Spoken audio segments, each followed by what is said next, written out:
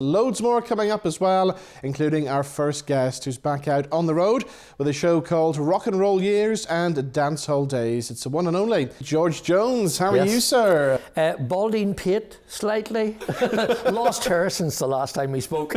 But here we are again, Robin. I mean, it's incredible to think it's a 2-year vacuum since we actually performed the show. So for people who haven't seen this before, what can they expect then? It all started really with a concert idea maybe about 7 or 8 years ago. I said, you know, what is missing is a little look back to some of the great years of music, the 50s and 60s, which a lot of people go, what? Oh no. But there's a lot of people who also say, oh yes, please. You know, 8 years ago we started a concert just as depicting great stars of those particular years. And what we did was, in the band, Club Sound was the basis of it, with 4 singers. So primarily the stage is set with a coffee bar on one side and an agent's office on the other. I play Harmy the agent, good boy, good Jewish lad, and who spots all these stars. And I play an English one and an American one. Sometimes I get mixed up. Discovering the stars in Britain and the stars in America. Telling the original names, how they come into an office looking for work. I build them up and make them stars. There's about 40 songs in the show, and we encapsulate everything from way back to Neil Sedaka, you know, even further back, Guy Mitchell, Wanda Jackson, and early Elvis is depicted at the start because he becomes the other Elvis at the end. Yes, yeah. So we're trying to make it like a journey, you know, through those wonderful years. Cliff Richard, the Beatles, we do the 4 Seasons. The Shadows bring the house down. You see, what I've always said in the years that I was on radio for 30 odd years, I used to say that songs are like calendars. The minute you play a song, 9 times out of 10 people, they associate it with where they were, what they were doing, and it immediately picks a picture, paints a picture. Yes, yeah. Does the music of that do it nowadays? It doesn't. It really doesn't. You know. Do you miss the days on the radio? I do. Yeah. I miss them because I had a wonderful audience, and I felt I was a friend of the thousands, which gave you a wonderful feeling. I mean, you used to come off at 5 o'clock at night.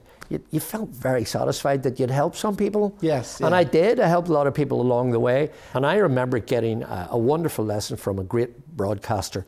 And he turned around to me and I said, what should I do? It was the beginning of my career because I was entertaining sort of thousands of people on the stage, but to transfer that into one microphone and not saying anybody, I says, how do I cope with that? And he says, you just be yourself and just imagine that you're talking to one person. Yeah. And that person will become the thousands out there because everybody feels that you're talking to them anyway. And the more singularly you can make it, better. That's true. And you don't really know how well, you'll know this from your experience on radio, Rob. You have Roger figures and all this and everything else. It's nonsense. Nobody knows how well you're doing on radio, but there are things that you do, and I started inventing these things, like the surprise calls and stuff like that. I mean, you couldn't even do that in radio now. And when people talk about you on the radio, the other thing they always mention Sadie as well. Yeah. Sadie was a character that it's part of stage. You know, it's part of what we were doing in Club Sound. I decided this day, this wee cleaner would walk in and she started giving me hassles because she had to get her work done. That's where it started. Wow. And I became like a ventriloquist because I think everybody knows now it was me that was doing it. But in those early years, I had people coming up to me and saying, now who is Sadie? It's you, isn't it? I says, how could it be me? Because I pre-recorded the weather and talked into it, so I had 2 ways. Yes, I did Sadie's Cultural Corner where I talked to her as well while she was reading the poem. Yes, the art of, you know, technology, what you could do, I used it. But then you would get guys, especially at functions, you've been to them, where maybe you're the speaker or the MC of the night. People are coming, what about Sadie? Then it is you. No. It might be a bishop or an MLA or an MP, what it was called at the time. Come on, said, but George, come on over here. You can tell me. Yes, you know, I says, I'm not telling you. I didn't tell them. Why should I tell you? But it was just a beloved period. Yeah. And then I brought in Sydney, the street singer, who was doing the double and the brew, but he was singing busking as well. And he kept watching out for the cops. And he used to go, I've got that great wee number. And Mike Caddo, who was a great film critique, he was on with me every Friday. He helped me write a lot of the little openings and clips. And would take a very well-known song, but put the topic of the week into the song. Yes, and yeah. Sydney would do this, and you heard the money get into the hat. There's me throwing coins in the sound recording, and then he would spot, gotta go, Mr. Jones, gotta get off here, cops are see him doing characters like that. But there were Northern Ireland characters from Northern Ireland humour. That's basically where it came all out of. Club Sound became like a phenomena because we did a show. We didn't play for dancing. We did 2 hours of a sit-down, watch show, and brought the people the humour that they'd lost. The longer we can do it, we hope that people just keep enjoying it, you know. And I find a lot of people buying tickets for their parents and for their grandparents as a gift to go back. Exactly, just to listen to the music. Yes, yeah. And that's very, very heartwarming, you know, to have that. Well, George, we're looking forward to it. Rock and roll years, dancehall days, back out on the road, early 2022. We could do this all day, sit and talk like this. But you know what we'll do? We'll do a Club Sound special on MVTV next year. Yeah. Before we hit the Zimmer frames. Before you hit the Zimmer frames, we will do that, I promise. What's Christmas going to store for you?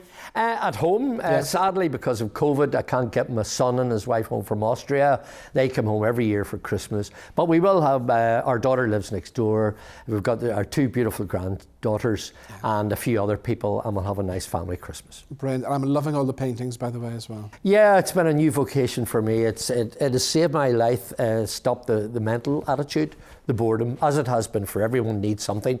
And I started doing these paintings, and thank God people are buying them and they love them, and that's another bit of me in their house, which and it's all memories. Yeah. They're buying them as memories. Most of them are landmarks where it means a lot to the family. Our dogs or cats are no longer there. They have it up on the wall. That's my wee sign off. Oh, brilliant. George, thank you so much for coming in, and the best of luck with the show. Brilliant, and Merry Christmas to you and all the guys here. Thank you. Cheers, Robin.